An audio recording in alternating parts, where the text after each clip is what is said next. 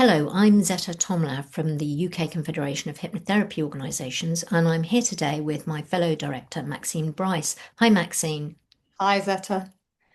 So, we were going to talk today about grief and loss, which is something we can all relate to. And I think the first thing people think about is bereavement, but illnesses can bring loss, a loss of a life expected. We can have loss of the chance to have children, perhaps. We can grieve over a relationship. We can grieve over a job or even a home, a family home no longer in the family after decades. So there are so many different ways in which grief and loss can touch our lives, and I don't think anyone is untouched by it. So, so what kinds of grief and loss are coming through your door, Maxine? Well, yes, absolutely. I was nodding to Yeah. everything you were saying then because they're very similar or the same areas of grief and loss that I see that sometimes some of them aren't considered grief. Yeah, Unless somebody has died. yeah, I do see quite, because of the work that I do, I see quite a lot of heartbreak from pet loss, right. where people feel quite almost ashamed because it's not a person, Yeah, and yeah, and yet, to me, the loss is the loss. Uh, yes. what? I've experienced this with clients as well. This sort of embarrassment. Well, it wasn't a person, but it was my horse or my dog.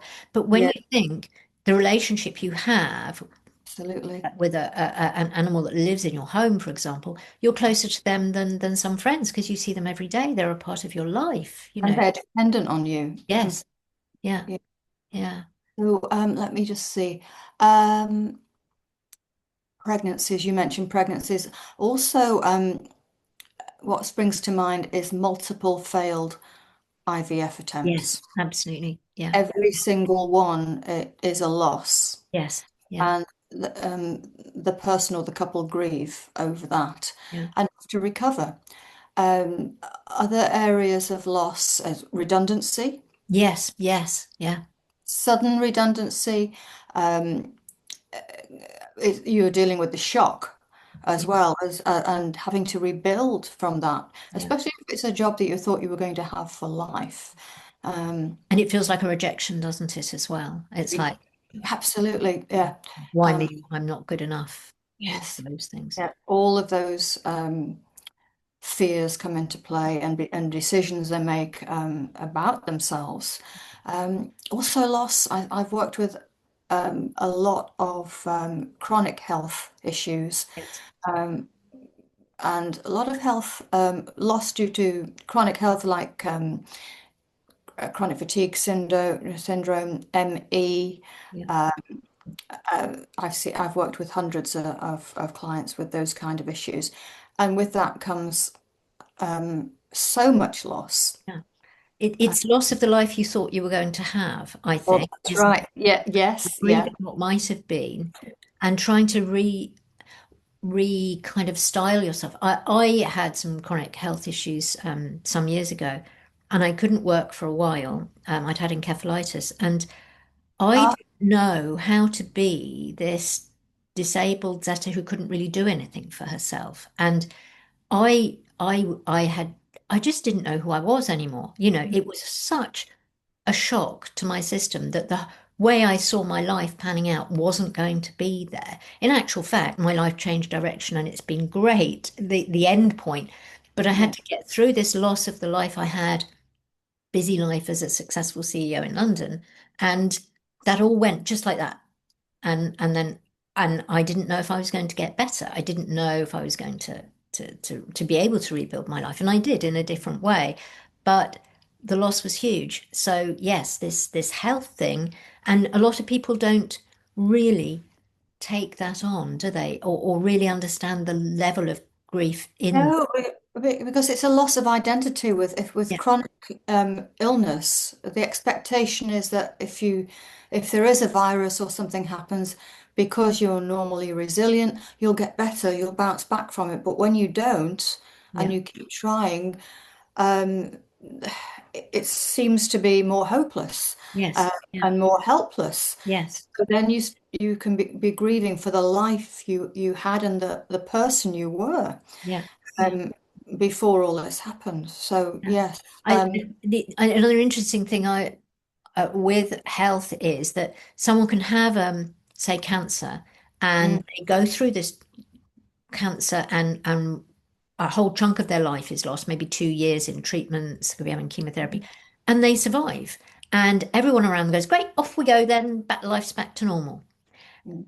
And they're not ready, they're still grieving what they've been through and the loss of that time in their life and the fear, that again can really influence how they feel. And there's a process that needs to be gone through, isn't there?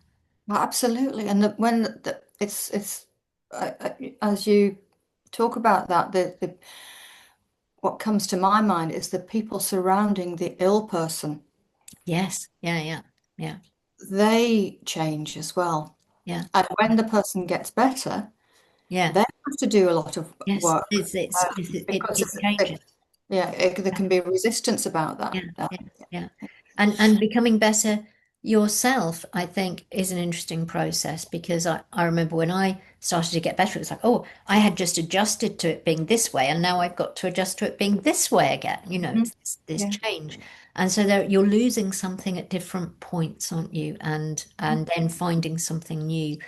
Obviously, bereavement, around death is a very different thing.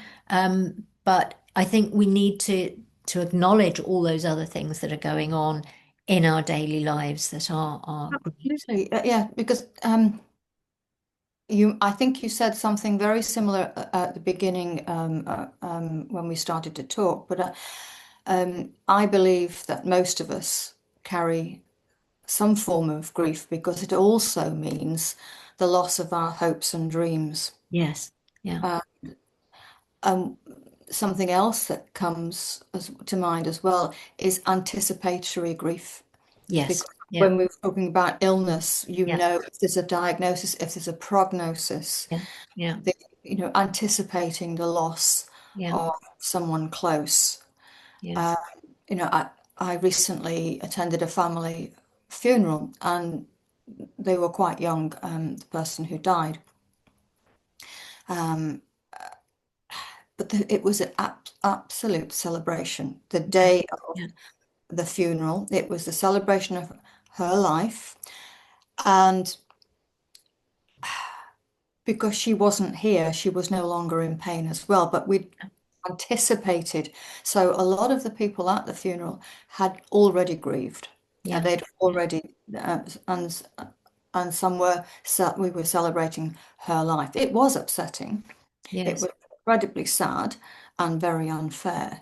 But we Uh, don't want to avoid going through that, do we? no, we don't. It's But part of the ritual of loss. I think having a absolutely, funeral, some people aren't even having funerals now. And I find that so absolutely. shocking, because there's no way of starting that process of Hmm. through the grief. And it comes with that moment. It's hard, it's really tough, but it's acknowledging the loss. And I think we want to kind of hide from that, to a certain extent, in the modern world. Yeah. And having, I guess there's many things we could talk about in relation to helping this. How do you use hypnotherapy with clients? Great question. Well, I think people can accidentally get stuck on reliving painful Yeah, memories yeah, yeah, and traumatic events, yeah, yeah, seeing someone ill, yeah, yeah, the visits to the hospital, or yes, something else that yeah, that has got stuck in their mind. yes, So being able to help them to turn that around. yeah, Um, Also regrets, all the things that yeah, absolutely, yeah, they wish they could have done but didn't, yeah, or yeah, wish they should have done but yeah, didn't. yeah, And the things that they should have said yeah. I but think sometimes. and I mean, this is just sort of running aside alongside the hypnotherapy. You can obviously you can get someone visualize saying those things to somebody if you want to, if they're ready to do that. But they can do write a letter. There's a lovely book called The New Diary by Christine Rayner, where people part of it is people writing to the person that's died as a way of processing that. Even I had a friend die suddenly and unexpectedly a couple of years ago, and I sent them a text message because I knew they'd never see the text message, but sending the text message was my way of saying goodbye. And it felt, I'm really glad I did it. And it sounds rather eccentric, but it was a way of addressing that goodbye, of saying goodbye when I didn't have the opportunity to do so. Um, but yeah, with hypnotherapy, I use quite a lot of metaphors with grief. There's a brilliant one I read on an online forum someone had used around a shipwreck and clinging to the wreckage and the waves coming over Oh, you every now and again. But over time, those waves come a little bit less frequently and they're a little bit less tall, but they still catch you unawares. It was mhm. really created that relatability. I think you feel very alone sometimes in your grief, whatever it's for, don't you? And thinking, oh, someone else has experienced this. Someone else is speaking to me in a way that shows they understand what I'm feeling right now, where I am in this moment of loss. Um, and sometimes I've got a metaphor about a house, and someone's going from one room to the other room, and you're just in different rooms, just trying to get people to feel less separated in a way they're just in another room in the house, and you're working. They've got things to do in their room, and you've got things to do in yours. Because when we think about it, there's so many times in our lives the people we love aren't in the same space as us. Absolutely. So it's just acknowledging that, trying to make that a little bit softer in a Mhm. way. Um, I think for people who have faith, maybe it's a little bit easier, and we won't get into the ins and outs of that. But if you've got a faith and you believe you're going to see that person again, obviously it's much easier for that person than the person who thinks that's it. And so the way you as the therapist work with them is affected by that, isn't it? Oh, absolutely. Yeah. Yeah. Um, I like to use the client's metaphors that they yeah, give me.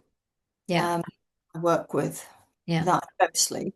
Um, they're often offered spontaneously. Yes, yes, yes, But if not, sometimes I will ask, if there was a metaphor, what would it be? And yes. Yeah. more often than not, they'll give me a brilliant metaphor. If not, I'll tease it out by asking them, what's that like? What does it feel like for you? And then whatever they give me, I can utilize. Uh, And it's even more powerful because it's come from them. yes, Yeah, even I'll make a mental note if they're on the phone or on Zoom during a yeah, consultation. I'll make a mental note of metaphors that yeah. they've used so That that we can that use that. speak to them. Yeah. Or I've just thought of another one that I came across through Bruce Lipton, the cellular biologist. He used one about a receiver, and that the receiver's just not working any, Yes. Yeah. but the radio waves are still out there, or the TV Mm. waves, or it's just the receiver that's not working. And I think for some people that really gives them a sense of feeling less isolated, I guess, in their loss. I sometimes use poetry with my clients in that it obviously it speaks in a very special way, in a very hypnotherapy way, isn't it? Because of the rhythm and the meter and the language. But it's coming back again to relatability. Someone understands how I feel, and I often use W.H. Auden's "Stop the Clocks," um, because that feeling of, yeah, that's it, it's so terrible. We have to stop the clocks. We have to, and I think people feel, oh yes, someone knows how bad I'm feeling right now. Mm. I think just being understood is part of that journey, isn't it? Being heard, being understood. Yeah. Which you touched upon at the beginning today when we were talking about pets, because I think, or animal, a loss of an animal that's in someone's life. needing to feel believed that their grief is real and tangible and just as bad as yours was for your friend, you know, that their animal is a friend. It's being understood and recognized in their loss. Yes, and sometimes there's guilt that comes with that Oh, because yes. it's not as Yeah. bad as your grief. Yes. Yes. Yeah. It's not a competition, is it? And for one person might grieve more in one situation than in another, and it isn't a competition. It's about how someone's actually feeling and how you help them navigate that. I guess that's our job, isn't it? Helping Is them navigate their loss, whether it be their marriage, their life, their best friend. You know, it's inevitable, isn't it? Because through life we experience loss. It's part of being here. There are things that will come and go from us, and we need to develop a map, a route to navigate that. Yeah. I'm working with somebody at the moment who just reminded me that one of the sessions we worked on recently was because the client's spouse had died in a very tragic way. Um, they had so all they could think about was those images. So Yes. Yeah. working on accessing positive Yeah. memories, Yeah. going back to a time when Yeah. they were full of beans, they were radiant, they Yeah. were having fun, full of joy.